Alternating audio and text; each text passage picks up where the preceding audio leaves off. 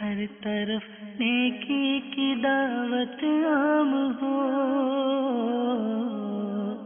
ہر طرف نیکی کی دعوت عام ہو، نیک ہو امت اے نانا حسین، سنتوں کی ہر طرف آئے بہار، نیک ہو امت اے نانا حسین۔ الحمدللہ رب العالمین والصلاة والسلام علی سید المرسلین، اما بعد فاعوذ باللہ من الشیطان الرجیم، بسم اللہ الرحمن الرحیم۔ الصلاة والسلام علیک یا رسول اللہ وعلی آلک واصحابک یا حبیب اللہ، الصلاة والسلام علیک یا نبی اللہ وعلی آلک واصحابک یا نور اللہ۔ میرے پیارے اور محترم اسلامی بھائیوں اور مدنی چینل کے ناظرین، مدنی چینل کے سلسلے آپ کا مدنی سفر کیسا رہا؟ اس میں آپ سب کو مرحبا کہتے ہیں۔ الحمدللہ عز و جل آج ایک بار پھر ہمارے ساتھ مرکزی مجلس شورا کے نگران حاجی محمد عمران اتاری موجود ہیں، ہمارے ساتھ مفتی صاحب مفتی علی اصغر صاحب موجود ہیں، اور ہمارے ساتھ ایک مبلغ دعوت اسلامی بھی موجود ہیں۔ الحمدللہ عز و جل پچھلے 3 سلسلوں میں ہم نے کچھ ساؤتھ افریقہ میں نگران شورا کے سفر کے بارے میں کچھ باتیں سنی، مفتی علی اصغر صاحب کا جو سفر تھا اس بارے میں کہاں کہاں جانا ہوا، کس قسم کے لوگوں سے ملاقاتیں ہوئی اور کیسے دلچسپ معاملات بھی سامنے آئے، وہ بھی ہم نے سنا۔ آج اسی سلسلے کو کنٹینیو کریں گے۔ مفتی صاحب کچھ مارکیٹس کے بارے میں، کچھ شعبہ زندگی کے لوگوں کے بارے میں تو آپ نے بتایا، اور یقیناً آپ کی ان باتوں سے ناظرین کو بلکہ ہم سب کو بھی بہت زیادہ فائدہ ہوا۔ آج مزید کیا بتائیں گے کہ پھر کیسے یہ سفر جاری رہا اور کس قسم کے لوگوں سے ملاقاتیں رہیں؟ گزشتہ سلسلے میں جیسا کہ گفتگو ہوئی تھی کہ کچھ جو ہے وہ نشستیں عام اسلامی بھائیوں کے ساتھ ہوئیں اور کچھ کسی خاص شعبہ تجارت کے تعلق سے جو لوگ تھے ان کے ساتھ بیٹھنا ہوا۔ تو ایک نشست ہماری ہوئی جو فائنینس کے اسلامی بھائی ہیں، مختلف کمپنیوں میں، اداروں میں چارٹرڈ اکاؤنٹنٹ ہیں یا اس سے نیچے کسی مرحلے پر کام کرتے ہیں، کس لیول پر کام کرتے ہیں۔ ان کے ساتھ بیٹھنے کا بنیادی مقصد یہ تھا کہ کمپنیز کے مختلف معاملات ان کے سامنے رکھے جائیں، ان سے پوچھا جائے۔ تو میں وہاں حاضر ہوا جہاں یہ لوگ جمع تھے، تو میں نے اولاً عرض کیا کہ آج کی اس گفتگو کے 2 حصے ہوں گے، ایک حصہ آپ کے لیے اور ایک میرے لیے۔ آپ کے لیے یہ کہ کچھ آپ کے ذہنوں میں ہے اپنے کام کے حوالے سے، اپنے شعبے کے حوالے سے آپ لوگ پوچھئے، اور کچھ ایسے سوالات ہیں جو میں نے پوچھنے ہیں آپ سے۔ تو تقریباً 2-2.5 گھنٹے یہ سلسلہ جاری رہا، لیکن لوگوں کے سوالات ختم نہیں ہوئے، اور جو میرا وقت تھا وہ مجھے ملا ہی نہیں۔ اللہ اللہ، اچھا آپ کی باری نہیں آئی؟ باری نہیں آئی میری، تو 2-2.5 گھنٹے مطلب مفتی صاحب مل جائیں اور پھر بندہ کیسے چھوڑے، پھر تو اپنے سوالات یاد آنے شروع ہو جاتے ہیں۔ ڈاکٹر کو دیکھ کر بیماری اور مفتی صاحب کو دیکھ کر مسئلہ یاد آتا ہے۔ یہ ویسے درست تو نہیں ہے، سب جانا بھی چاہیے، صرف دیکھ کر یاد نہیں آنا چاہیے، مزاج نہیں ہے۔ جی کئی ایسے مسائل تھے عصر حاضر کے سلگتے ہوئے، مطلب کہ سوالات ان پر سیر حاصل گفتگو ہوئی، تفصیلی گفتگو ہوئی۔ لوگوں نے پوچھا، کیونکہ فائنانس کے لوگ تھے، کہ آپ اسلامی بینکنگ سے کیوں اتفاق نہیں کرتے؟ میں نے وجوہات بتائیں کہ شرعی تقاضے اور اطمینان وہ چیزیں ہیں جس کی بنیاد پر ہم نے ابھی تک اتفاق نہیں کیا، اور وہ کیا کیا وجوہات ہیں وہ بھی میں نے کافی حد تک ان کے سامنے رکھی، کیونکہ وہ اس فیلڈ کے لوگ ہیں۔ ان لوگوں نے بھی اتفاق کیا کہ ہاں ایسے معاملات ہیں۔ مفتی صاحب، جس طرح ابھی گفتگو ہوئی، آپ نے ارشاد فرمایا کہ آپ نے بتایا لوگوں کو کہ اسلامک بینکنگ کے حوالے سے دارالفتہ اہل سنت کے کچھ تحفظات ہیں، تو ہو سکتا ہے ہمارے ساتھ اس وقت کروڑوں ناظرین ہوں گے انشاءاللہ، اور اس میں کچھ ایسی پرسنالٹیز ہوں جو اسلامک بینکنگ کو رن کرتے ہوں، تو اگر وہ دارالفتہ اہل سنت کا جو بھی اشکالات ہیں، تحفظات ہیں، وہ رابطہ کرنا چاہیں اور شاید وہ تحفظات دور ہو جائیں یا کوئی راہ بیچ کے نکل آئے، جیسے پچھلے سلسلے میں ہم نے بات کی تھی کہ ہر معاملے کا کبھی نہ کبھی کوئی نہ کوئی حل نکل سکتا ہے کچھ موڈیفیکیشن کے ساتھ، تو اگر ایسے لوگ رابطہ کرنا چاہیں تو کیا رابطہ کر سکتے ہیں اور پھر ہماری طرف سے ان کے ساتھ کچھ سیٹنگ ہو سکتی ہے؟ دیکھیے، ہمارے دروازے بالکل کھلے ہیں ماشاءاللہ۔ دارالفتہ اہل سنت کی مجلس نے 2 مرتبہ بینکوں کے ساتھ، اور ایک بینک کے تو وائس پریزیڈنٹ تھے، ان کے ساتھ اور پوری ٹیم کے ساتھ گفتگو کی ہے۔ سسٹم کو سمجھا بھی ہے اور سسٹم پر کچھ مشورے بھی دیے ہیں، کچھ تحفظات کا بھی اظہار کیا ہے. مزید بھی اگر کچھ بیٹھنا چاہتا ہے تو ہم ہر وقت تیار ہیں. ماشاءاللہ. لیکن جو آپ نے کہا کہ کچھ بینک کے بڑے سن رہے ہوں، تو یہاں ایک بڑا المیہ دیکھا میں نے. فائنینس کے لوگوں نے مجھے بتایا کہ بڑے بڑے بینکوں کے جو سی ای او ہے، پریزیڈنٹ ہیں، غیر مسلم ہیں، اور وہ اسلامک بینک ہے. عجیب معاملہ ہے. وہ کیا رن کرتے ہوں گے اور کیا نظام چلتا ہوگا. خیر شریعہ بورڈ بھی ہوتا ہے، لیکن سمجھ نہیں آتا کہ اب آپ نے جیسے کہ یہ کہا کہ جناب سی او یہ ایک پروفیشنل سیٹ ہے، یعنی اس شعبے کے تجربے کار لوگوں کے حوالے سے یہ ایک ڈیزگنیشن ہے. تو اگر کوئی فار ایگزامپل ایک مثال کے طور پر، چونکہ یہ ہم چینل پر ہوتے ہیں اور دیکھنے والے ہر طبقے سے تعلق رکھنے والے افراد ہوتے ہیں، ہماری اس بات سے ہو سکتا ہے کسی کے ذہن میں یہ ہو کہ اگر کسی اسلامک بینکنگ، دیکھیں اسلامک بینکنگ دارالفتہ اہل سنت کے نزدیک اس کا جو بھی حکم ہے اس سے قطع نظر میں عرض کر رہا ہوں، اور یہ جو دارالفتہ اہل سنت کا موقف ہے یقیناً وہ ہمارا موقف ہوتا ہے. تو یہ جو ہے کہ اگر کسی کمپنی کا سی او جو یا مینیجنگ ڈائریکٹر کہہ لیں یا جو بھی اس طرح کی پوسٹ ہوتی ہے، اگر وہ نان مسلم ہے فار ایگزامپل، تو اس سے اسلامک بینکنگ کی جو اگر بالفرض جو ہے اس سے اس کا کیا تعلق ہے؟ وہ تو ایک ایڈمنسٹریٹو اور پروفیشنلی طور پر چلانے والا، بائلوز وہ نہیں بناتے. تو میں ایک جملہ آپ کا ایڈ کروں گا مزید اس پہ گفتگو ہوئی تو، کیونکہ ان کا جو شریعہ بورڈ ہوتا ہے، آپ بھی یعنی اس مشورے میں تھے جو مفتی صاحب کی جس مشورے کی بات ہو رہی ہے، گفتگو میں جو مشورہ ہوا وہاں پر مفتی صاحب کا میری بھی حاضری تھی وہاں پر، تو گفتگو ہوئی ہے. تو اس میں وہ یہ کہتے ہیں کہ ہمارا جو شریعہ بورڈ بنا ہوا ہے وہ جو ہمیں فائنل کر کے دیتا ہے ہم وہی امپلیمنٹ کرتے ہیں. اب چاہے کمپنی کا سی ای ہو یا جنرل مینیجر ہو، وہ انہی کو فالو کر کے اپنی بینک کی پالیسی بنائے.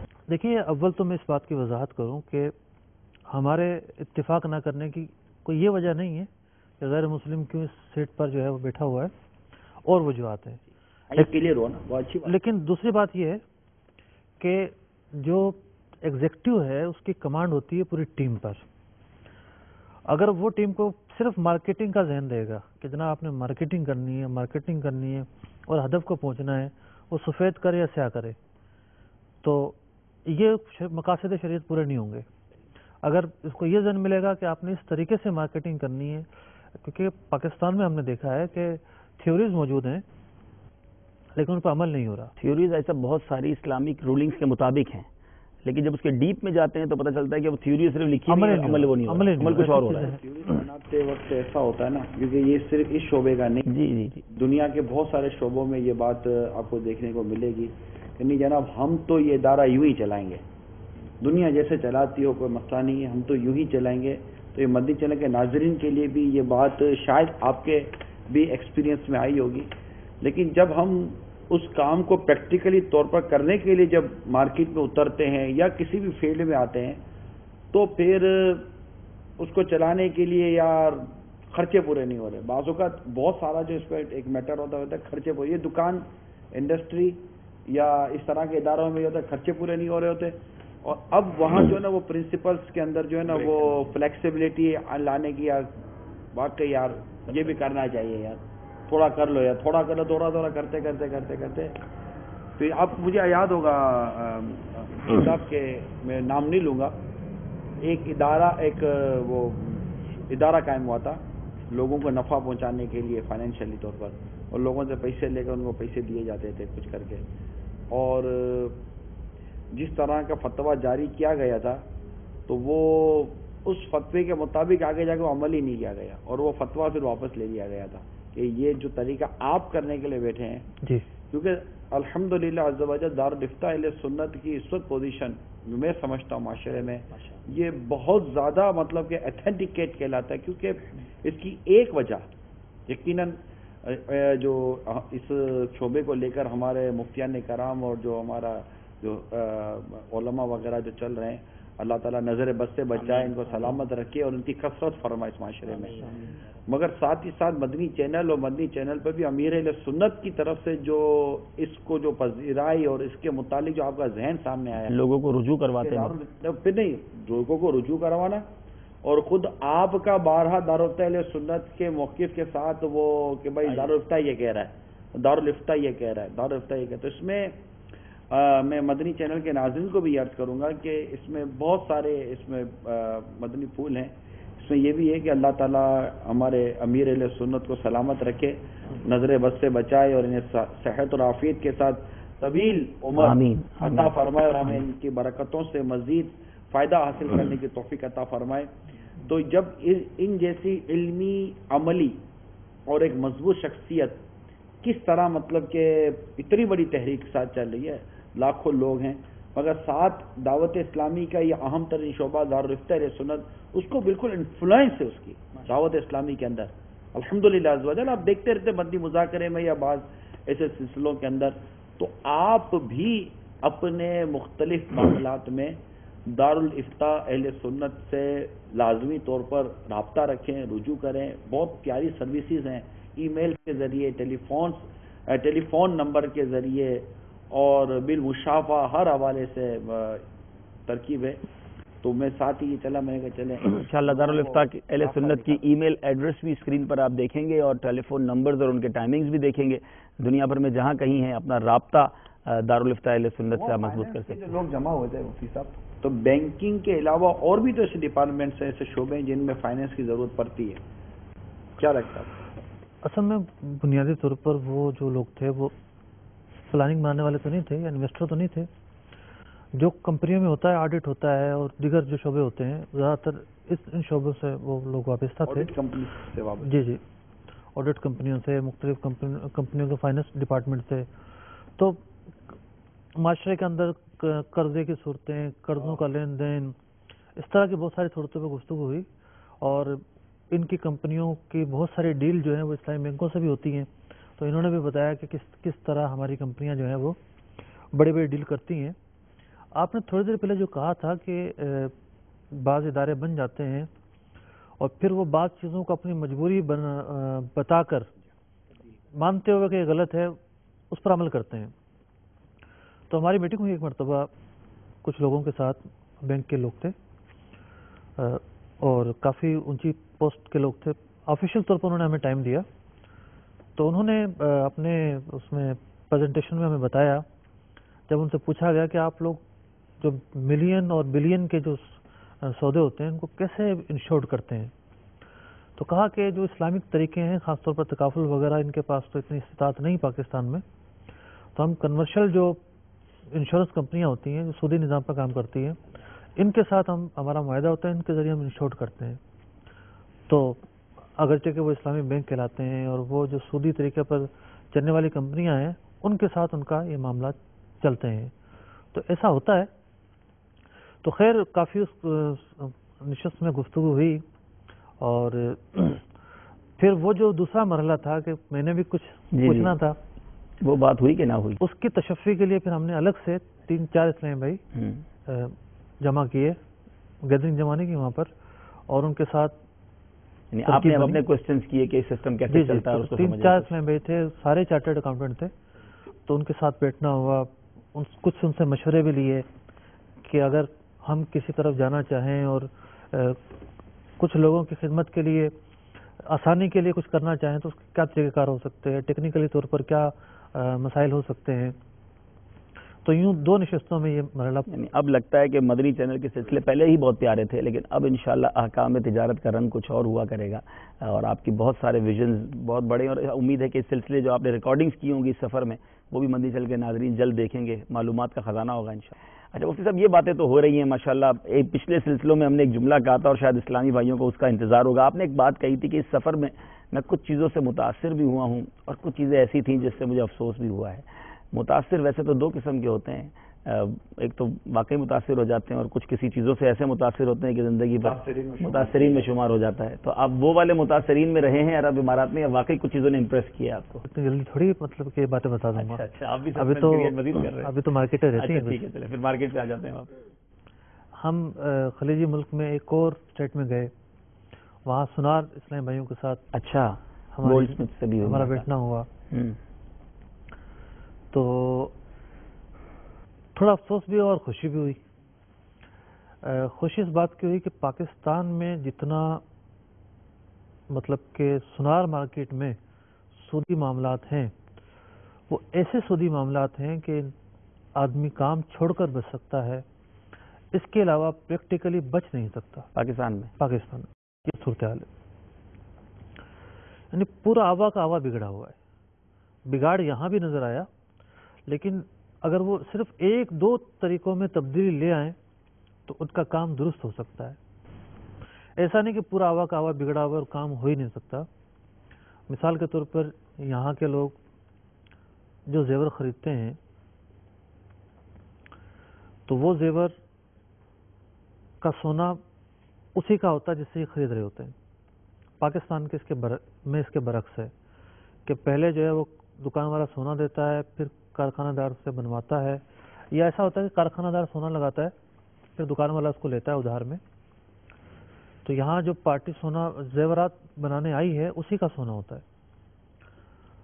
بس وہ یہ ہے کہ سونا ادھار بیچتا ہے زیورات سمیت، اس میں نگینے موتی یہ وہ سب کچھ، اور اس کے بدلے 40 دن بعد سونا ہی لیتا ہے. یہاں بھی سونا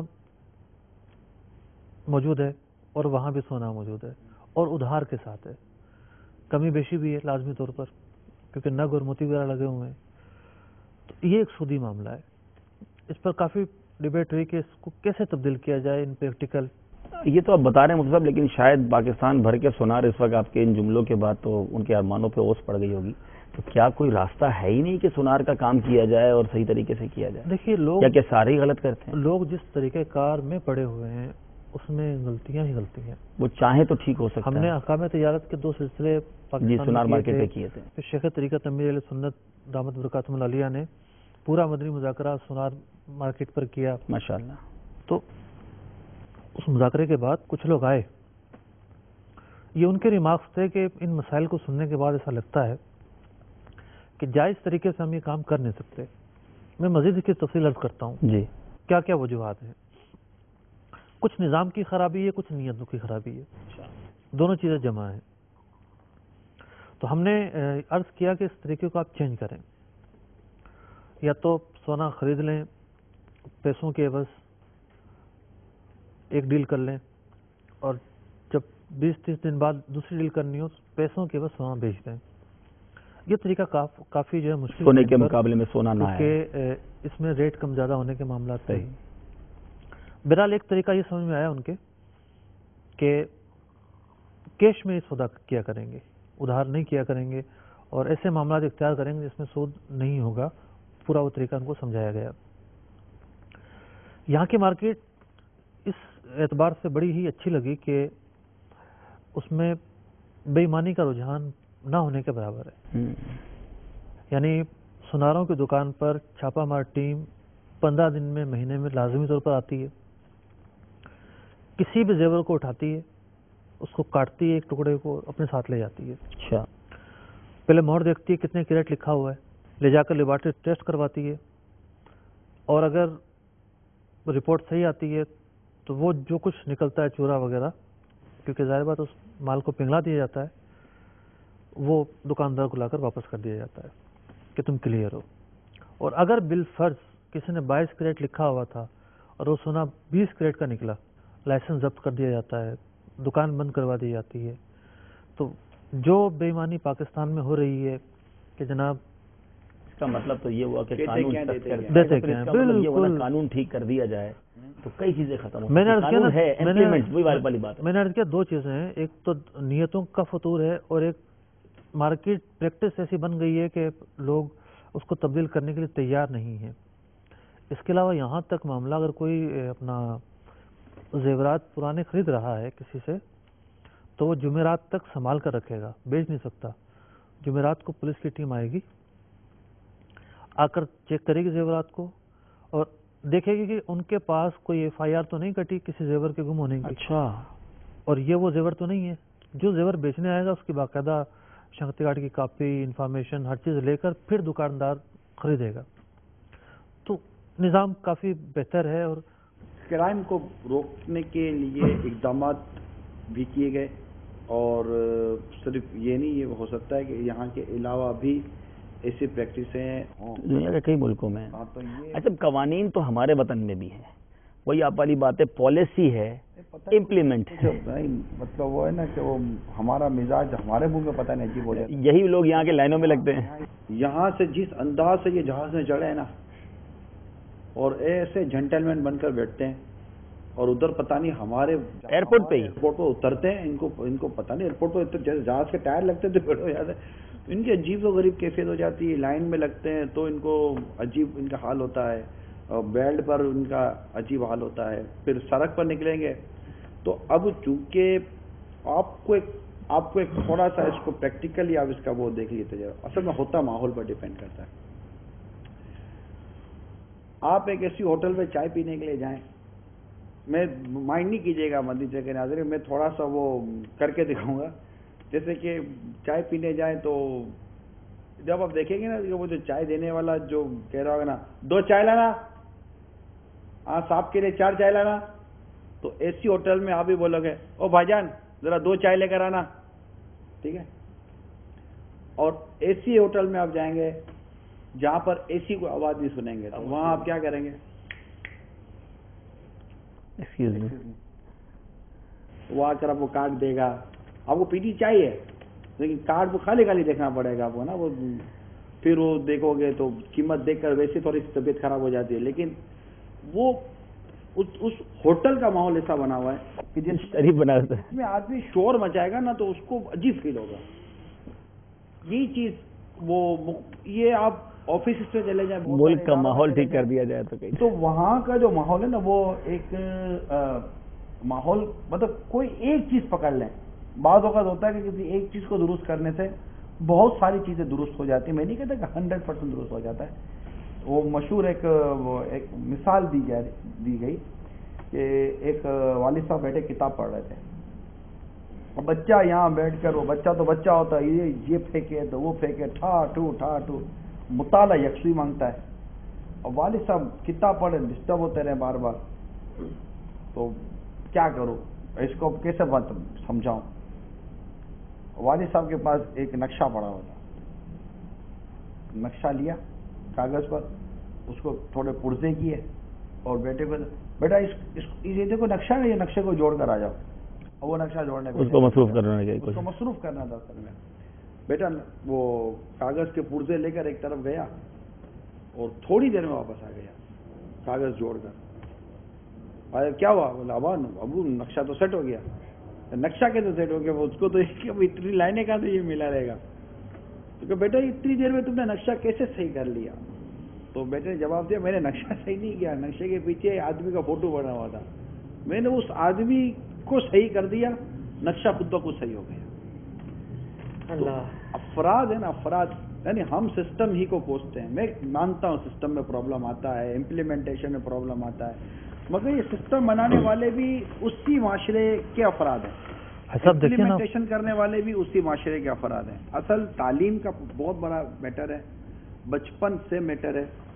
اگر آج ہمارے گھر کے افراد دیکھیں، آپ اس چیز کو اگر پکڑ لینا جہاں سے دیکھیں، آپ میرے سے اختلاف رائے کر سکتے ہیں، آپ بھی کر سکتے ہیں، میرے چینل کے ناظرین بھی اختلاف رائے کر سکتے ہیں، لیکن اگر گھر سے ہی تربیت کا معاملہ صحیح طور پر شروع ہو جائے، گھر میں ہی پتا ہو کہ بیٹا یہ کچرا اٹھا کر ڈسٹ بن میں ڈالنا ہے، اب بچپن سے بیٹا دیکھ رہا ہے کہ باپ سڑک پر چلتے ہوئے تھوک رہا ہے، یہ اٹھا کر کاغذ ادھر پھینک رہا ہے، اور گھر والے وہ دسترخوان اٹھا اور گیلری میں جا کر دسترخوان جھاڑا گیا ہے، ٹھیک ہے نا، وہ پوری گلی جو ہے نا وہ ہمارا کوڑے کا ڈھیر بنی ہوئی ہے، کوڑا دان بنی ہوئی ہے، سب کو مینیو پتہ چلتا ہے نا کیا پکا تھا۔ یہ جب گھر میں جب والد صاحب یا والدہ، یہ سب سے بنیادی چیز ہے، جب یہ ایجوکیٹ کریں گے نا بیٹا ایسا نہیں کرنا چاہیے، بیٹا ایسا نہیں کرنا چاہیے، بیٹا ایسا نہیں کرنا چاہیے، والد صاحب جب گاڑی میں لے کر بچے کو چل رہے ہیں اور وہ خود سگنل پر کھڑے ہونے کی عادت بنائیں گے، اور مطلب ایک چیز تو آٹومیٹیکلی سسٹم بن جائے گا۔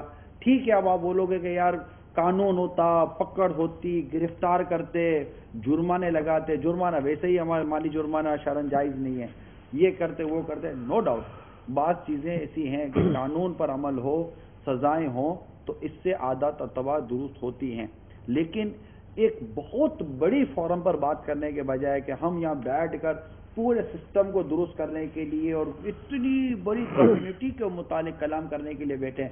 میں میرے مدنی چینل کے ناظرین جو اس وقت گھر میں بیٹھ کر مجھے سن رہے ہیں, میں آپ کو کہتا ہوں آپ 4 افراد مل کر اپنا سسٹم درست کیوں نہیں کرتے؟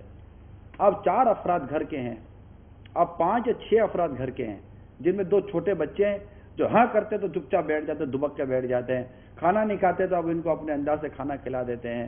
آپ 5-6 افراد گھر کے ہیں, یہ 4 دیواریاں 2-4 زینے آپ کے ہیں, ایک بلڈنگ کے اندر آپ رہتے ہیں. آپ آج تک نہ اپنی بلڈنگ کا نظام درست کر سکے, نہ اپنے گھر کی 4 دیواری کے نظام کو درست کر سکے. کلام بیٹھ کر ہم کرتے ہیں جناب پورے کروڑوں لوگوں کے بارے میں, کہ کروڑوں لوگ صحیح کیوں نہیں ہو جاتے. میں کہتا ہوں کروڑوں لوگوں کے بارے میں بات کرنے کے بجائے آپ 6 افراد درست کیوں نہیں ہو جاتے؟ آپ کا اپنا اٹھنا بیٹھنا چلنا پھرنا بات چیت کرنا due to manners, Islamic manners کے مطابق ہر چیز آپ پرنسپلی طور پر کیوں سے نہیں ہو جاتے؟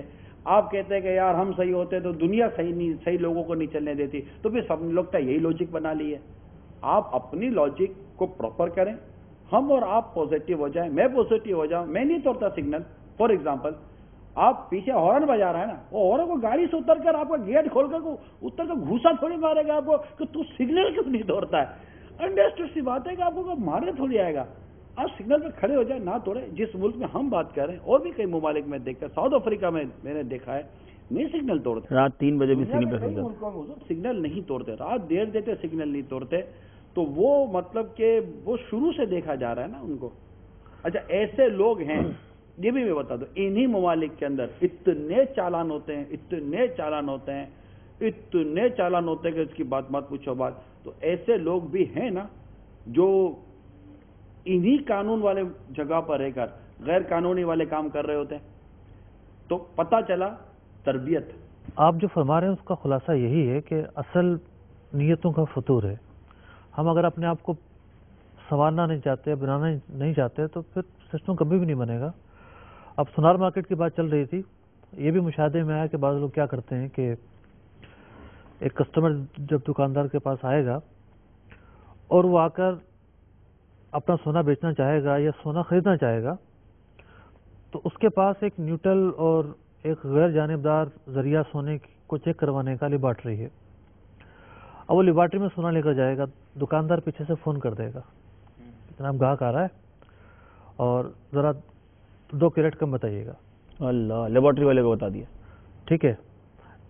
اگر وہ خریدنے آیا تو 2 کیرٹ زیادہ بتائیے گا. لیبارٹری والا اس سونے کی جا کر رپورٹ بنا دے گا, اس دکاندار سے رشوت لے کر اپنے جیب میں رکھ لے گا, اور یہ مطمئن کہ میں نے لیبارٹری سے جو ہے یہ سونا چیک کروا لیا ہے. اب یہاں تو کوئی یہ نہیں ہے کہ کوئی قانون تھا, کوئی اور معاملہ تھا, نیتوں کا فطور ہے کہ ہماری جو مطلب لوگوں کی جو وہ نیتیں ہیں وہ حرام طریقے سے کمانا چاہتی ہیں, محنت اور تجارت کے ذریعے کمانا نہیں چاہتی. تو یہ وجہ ہے کہ بگاڑ بڑھتا چلا جاتا ہے. پھر ہر آدمی دوسرے کو دیکھ کر پھر پیچھے رہ جاؤں گا یہ سوچ لے کر, پھر کیا ہوگا یہ سوچ لے کر گناہ میں مزید بڑھتا ہی چلا جاتا ہے. صحیح فرما رہے ہیں مفتی صاحب, نیتوں کا فطور. اور یہاں پر مطلب وہ ایک کے پیچھے دوڑ لگی ہوئی ہے. ایک اسلامی بھائی نے ایک سونار سے سونا خریدا, انہوں نے باقاعدہ 22 کیرٹ اس کے اوپر پرچی کے اوپر لکھ کے دیا. جو بھی ان کا شادی بیاہ کا سلسلہ تھا انہوں نے اس سے فارغ ہوئے. چند سالوں بعد وہ اسی سونار کے پاس گئے کہ یہ سونا خرید لیں, تو انہوں نے کہا یہ 18 کیرٹ سونا ہے. اللہ, انہوں نے کہا آپ سے خریدا ہے سونا, 18 کیرٹ کیسے ہو گیا؟ کہا نہیں 18 کیرٹ ہی. انہوں نے ڈھونڈا, اتفاق سے پرچی مل گئی ان کو, پرچی پہ آپ نے لکھ کے دیا 22 کیرٹ. اب وہ شرمندہ ہوئے, لیکن کیرٹ ہے یہ 18 کے. پرچی میں نے لکھا ضرور ہے لیکن یہ ہے 18 کے. تو اب ایسی صورتحال ہو گئی ہے کہ لوگ بس وہ مال حرام کما رہے ہیں یا نفسا نفسی اس کے پیچھے لگے ہوئے ہیں. اور وہی لوگ ہیں اگر چاہیں تو بہت اچھا کر سکتے ہیں, جیسے آپ نے فرمایا انفرادی طور پر ایک اچھا ہو, دوسرا اچھا ہو, تیسرا اچھا ہو. اور مارکیٹوں کے اندر یہ دیکھا گیا ہے جب کسی کی نیک نامی مشہور ہو جاتی ہے نا, بزنس بڑھ جاتا ہے, اس کے پاس الحمدللہ اتنا مطلب لوگوں کا رجحان ہو جاتا ہے کہ اس کو فرصت نہیں ہوتی. یہ سب میں ہوتا ہے, اسپیشلی سونا, جویلر, کیونکہ جہاں زیادہ قیمت لگ رہی ہے نا وہاں لوگ ایماندار آدمی کو ڈھونڈتے ہیں, اور جہاں بےایمانی کی بھی زیادہ اور ایسی بیماری جس کو عام آدمی نہیں پکڑ سکتا. گھر لینے جائیں تو اسی بلڈر کا گھر زیادہ لینا پسند کرتے ہیں جو بات کیے ویسا بنا کے دے. تو صحیح بات ہے کہ جو بھی بزنس کبھی کسی دور میں ایمانداری کی اہمیت کم نہ ہوئی ہے نہ انشاءاللہ کبھی ہوگی. اچھا، یہ تو ایمانداری کی اہمیت ہے. جو بے ایمانی ہو رہی ہے اس کی وجہ سے کیا آزمائشیں آ گئی ہیں لوگوں پر. آج جتنا بھتہ خوری تاجروں پر ہے، تاجروں کا اغوا، تاجروں کا قتل، کیا ایسا نہیں ہے کہ یہ ہمارے ہی اعمال کی وجہ سے یہ چیزیں بڑھ گئی ہوں؟ یہ بھی ہو سکتا ہے. بالکل سوچنا چاہیے. ہمارے گناہوں کی نوسط تو نہیں ہے ساری چیزیں. تو اگر مطلب کہ کسی اور پیرائے میں نہیں تو اس پیرائے میں سوچ کر اپنے آپ کو درست کرنے کی ملاوٹ ضرورت سے ہے. بچا جائے، دھوکے سے بچا جائے. بہت ساری پیاری پیاری باتیں ہم سنتے چلے جا رہے ہیں. تاجر، بزنس مین، بلکہ شعبہ زندگی سے تعلق رکھنے والے ناظرین جو ہمیں سن رہے ہیں، زندگی میں ایمانداری، سچائی کے ساتھ کام اگر کیا جائے تو ترقی ملتی ہے. اب تھوڑا جلدی پیسہ کمانے کے چکر میں، شارٹ کٹ اختیار کرنے کے چکر میں اگر رب کو ناراض کر دیا تو پھر وہ پیسہ کس کام کا، وہ آمدنی کس کام کی. انہی جذبات کے تحت، انہی کوششوں کے تحت مدنی چینل کے سلسلے بھی ہوا کرتے ہیں. مفتیان کرام سوالات کے جوابات بھی عطا فرماتے ہیں. مفتی صاحب، یہ مارکیٹ بھی ہوئی، انویسٹمنٹ مارکیٹ، اس کے علاوہ کوئی شعبہ جس کو آپ نے ڈسکس کیا؟ شاید آپ کے سلسلے کا وقت جی، سلسلے کا وقت ختم ہو گیا. ایسا وہ سوال رہ گیا میرا. مفتی صاحب ہر بار اگلے سلسلے میں لے جاتے ہیں سوال ہم اگلے سلسلے میں رکھیں. میں چاہوں گا کہ آج کے ہمارے اس سیشن کو، جی صاحب، اس جو حصہ تھا اس کو اس پر ختم کیا جائے کہ ہم اپنے گھر کو اور گھر کے افراد کو نظم و نسق سکھائیں گے. ماشاءاللہ، ڈسپلن، اور ڈسپلن سکھائیں گے. اور مثال کے طور پر رات میں وہ صوفہ کھینچا، پلنگ کھینچی، ٹیبل کھینچی اور نیچے سویا ہوا آدمی وہ پریشان ہو جاتا ہے. اب آپ کا بچہ کوئی چیز رات 11 بجے 10 بجے جس وقت آپ کے یہاں پریکٹس ہے لوگ سو جاتے ہیں، اگر آپ کے گھر کی فرش پر کوئی چیز کر رہا ہے تب سوچ بچے کو منع، بیٹا نہیں کرو، نیچے سو رہے ہوں گے پڑوسی، ادھر سو رہے ہوں گے، کچھ شور مچا رہے ہیں. آپ گلیوں میں آتے ہیں، آپ کے مثال کے طور پر آپ ایسے علاقے میں رہتے ہیں جہاں پر بینگلوز بنے ہوئے ہیں تو عموماً اس میں کیا ہوتا ہے کہ اب وہ صاحب ہوتے ہیں نا، حضرت ہمارے جو صاحب ہیں، سیٹ صاحب، یہ کار سے اتر کر انٹرکم بجائیں گے نہیں کہ تاکہ گھر کا دروازہ کھلے. یہ گھر کے باہر کھڑے ہو کر اپنے گھر کے دروازے کے لیے پورے محلے کے دروازے کو کھلوائیں گے. اتنا ہارن بجاتے ہیں، اتنا ہارن بجاتے ہیں کہ نہیں بات. کیونکہ چوکی دار تو اندر میں کاؤنٹر بنایا نا، وہ سویا ہوا ہے، اس کو بلانے کے لیے اتنے ہارن بجانے پڑتے. دیکھو وہ رات کا چوکی دار تو اس کو سونے کا کوئی شاید آپ نے اجازت نہیں دی ہوگی. تو یہ رات بھر جو محلے والوں کو، پڑوسی کو، تو آپ بچے نے کیا سمجھائی، اب اس نے شروع سے گھر والوں کو یہ کرتے دیکھا، اس کی یہ پریکٹس بن گئی. ایسے اتنے سوشل مینرز ہیں، ایک معاشرتی طور طریقے ہوتے ہیں، اور اسلام اس معاملے میں ہماری اتنی رہنمائی کرتا ہے. حقوق العباد کے معاملے میں اتنی رہنمائی کی جاتی ہے، معاشرے کو خوبصورت بنانے کے معاملے میں اتنی رہنمائی کی جاتی ہے. میں التجا کرتا ہوں کہ جس طرح ہم اپنے بچے کو یہ سکھاتے ہیں، بیٹا بڑوں سے ایسی بات نہیں کرتے، تو آپ نے اپنے بچے کو آپ کہنا سکھایا، بولیں کہنا سکھایا، اٹھیے کہنا سکھایا، آ جائیے کہنا سکھایا. اب آپ کا بچہ آپ ہی کے گھر میں کسی بڑے کے ادھر آؤ تو آپ کہتے نہیں بیٹا یہ نہیں کہتے، کہتے ہیں ادھر آئیے. آپ ہی نے سکھایا تھا نا اپنے بچے کو. تو آپ جس طرح اپنے بچے کو سکھاتے ہیں تو اور چیزیں بھی طرح سکھائیے تاکہ ہمارا معاشرہ یہ اخلاقیات کے حوالے سے بہترین معاشرہ بنے، اور دنیا میں جہاں مسلمان رہیں وہاں پر اپنے اس معاشرے کو بہترین بنانے کے لیے اپنے گھر کو بہترین بنانے کی کوشش کریں. جی میرے اسلامی بھائیوں، آپ نے آج کا سلسلہ دیکھا. کچھ نیتیں بھی نگران شورا نے کروائیں اپنے گھر میں، اپنے گھر کے افراد کو کیا کچھ ہم نے سکھانا ہے. مدنی چینل دیکھتے رہیں گے تو بہت کچھ سیکھتے رہیں گے. سلسلہ آپ کا مدنی سفر کیسا رہا میں آج کا وقت ختم ہوا. اگلے سلسلے میں پھر حاضر ہوں گے انشاءاللہ اور باتیں. اور اب اگلے سلسلے میں انشاءاللہ ہم نے کچھ ساؤتھ افریقہ کی باتیں بھی نگران شورا سے پوچھنی ہے. صلو علی الحبیب صلی اللہ تعالی علی محمد. ہر طرف نیکی کی دعوت عام ہو، ہر طرف نیکی کی دعوت عام ہو. نیک ہو امت اے نانا حسین، سنتوں کی ہر طرف آئے بہار. نیک ہو امت اے نانائے حسین